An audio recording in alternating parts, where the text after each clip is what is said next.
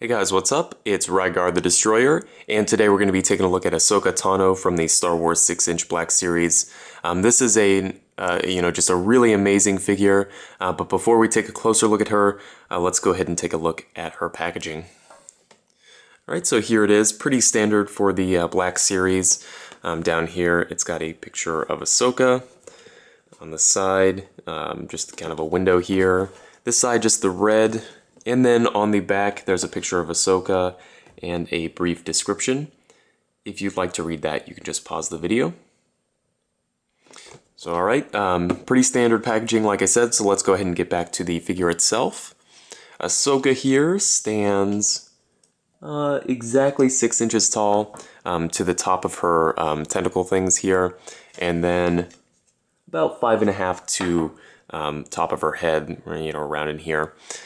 She does come with 2 accessories, which are her lightsabers. The first one here is the one with the curved handle, and it does have a kind of gray, light blue blade, which is accurate. And of course, the blade is removable, and it does have a little loop here at the end. You can hook it on to her sides here, and then there's this lightsaber. It's the shorter one. As you can see, the blade of the other one is actually as long as this one is here. Again, that is accurate. And of course, the blade on this one is also removable. And you can hang that lightsaber on her belt as well, which in practice works. As you can see, they're not going to fall off unless you're really messing with them. So as long as you've got her, posed on a shelf or something, they won't fall off, which is nice. As far as the figure itself goes, it's absolutely amazing. If you've seen my Kanan action figure review, he's my favorite Star Wars Black Series figure of all time, and Ahsoka here is taking that number 2 spot.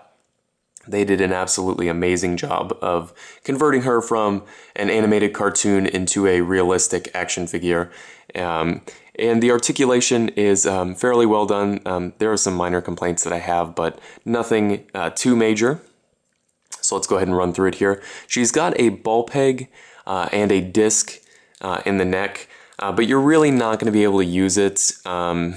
Unfortunately, just because of the tentacles. They are made of a softer material, but it's not soft enough to completely move out of the way. And I can't actually get the ball peg really moving in there necessarily, so that's kind of unfortunate, and that's really the major problem I have with the articulation. She has ball-hinged shoulders that do swivel 360, which is nice. She's got a hinged elbow with a nice range of motion, and it does swivel, of course. She's got hinged wrists with a swivel.